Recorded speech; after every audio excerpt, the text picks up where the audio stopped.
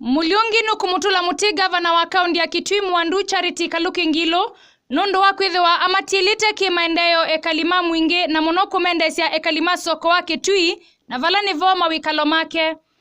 Aina nandhini wa ndambuka yake sokoni wa mwingi kumasomethia ekalima kisioki kuatiania kwiyandikithia nthini wa NHIF. Mulyungi nuwetie nivailite kwitha na mitalatala miailu ya kumavuta mawiani mo utea na kumekia mbini ipate muvango mwailu.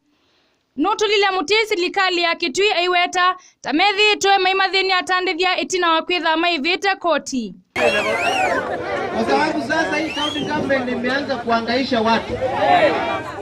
Juzi wametoka pale Moi wakaambia watu wa Moi, wakapatia watu wa Moi Basin miezi 6 wahamie waende wakakae kule Kanyonyo.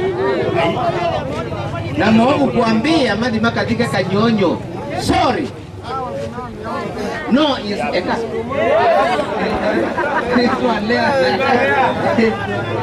Hakuna mtu atahama. Mulyungi akiwa hapo. Na hii mambo ya kuhangaisha watu ya biashara ndogo ndogo hiyo ikwishe mara moja. Na mimi nataka kuamurisha saa hii, mimi ndio nitaenda kusimamia mtandike.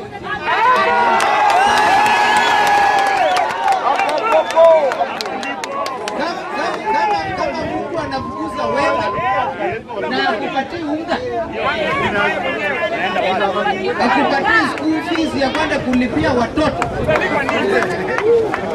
shetani ashinde.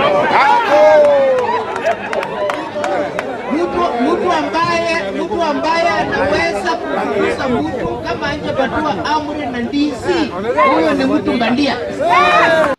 Nukulile Mwandungi lokwia nisya mawatho make alawa mathie ene nthima Kitui uvandi wa ndengu kute kumathenia alama musakuye ethiwe gavana woni kana amathukume.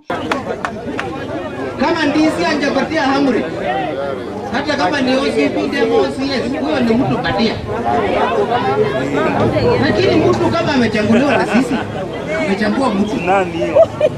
Wewe unachangua mtu aende akuhangaishe ama aende akakutetee? Alitetee. Si unamchangua aende akakutetee?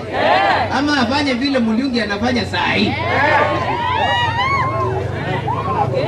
Ethia mundu ndena nduka kana timu mile muthenya.